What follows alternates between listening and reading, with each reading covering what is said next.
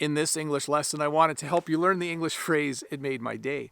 If I say to someone, it made my day, I'm saying that something made me really happy and something made me smile. Probably a great example would be this. If someone sent me a birthday card and then later I was talking to them and they said, did you like the birthday card? And I could say to them, it made my day. Basically what I'm saying is the birthday card made me happy, the birthday card made me smile, it made my day.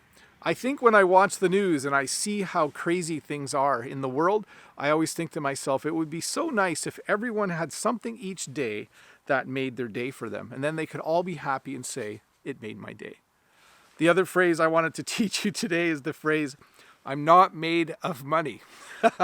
This is a phrase that I sometimes say to my children. Do you realize that a lot of the phrases I teach you are actually phrases I use when I'm talking to my children? And when you say I'm not made of money, you say this to someone who wants you to buy something for them. Often my children think I'm made of money and they want me to buy things for them. And 99% of the time I say no. I don't feel like a bad parent. I actually think when I'm saying no, I think I'm being a good parent. So when you say to someone, I'm not made of money, basically what you're saying to them is, I don't have a lot of money and I can't buy that for you. So sometimes my kids want a new toy or they want something new and they'll come to me and ask if I can buy it. And I'll say, oh, whoa. I'm not buying that for you. I'm not made of money.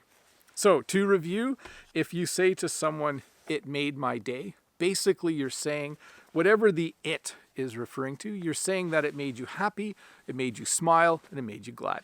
And when you say to someone, I'm not made of money, you're basically saying to them that you don't have a lot of money and you're not going to spend money on what they want. You could have this happen when you're out with a friend. And if your friend wants you to pay for their meal, you could say, hey, whoa. I'm not made of money. Let's each pay for our own meals. But hey, let's look at a comment from another video. This comment is from Roberto. By the way, Roberto leaves lots of really good comments, and I'm happy that I could choose one. Roberto says this, drop by in British English would mean pop in or pop over. And my response was this. I gave a lot of example sentences. Yes, sometimes I pop in to see my mom. Sometimes I pop over to see my mom. Sometimes I stop by to see my mom. Sometimes I drop by to see my mom. All of those work and mean the same thing. By the way, I could also add sometimes I stop in to see my mom. That would definitely work as well. So pop in, pop over, stop by, drop by, and stop in all mean almost exactly the same thing. It means to visit someone.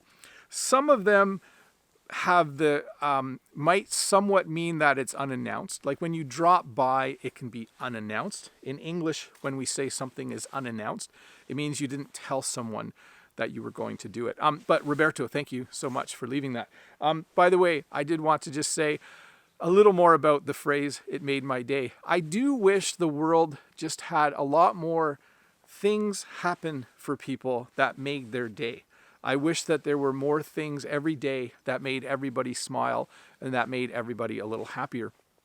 I have this wonderful job of teaching people, and the vast majority of people I teach on YouTube and in real life appreciate what I do for them.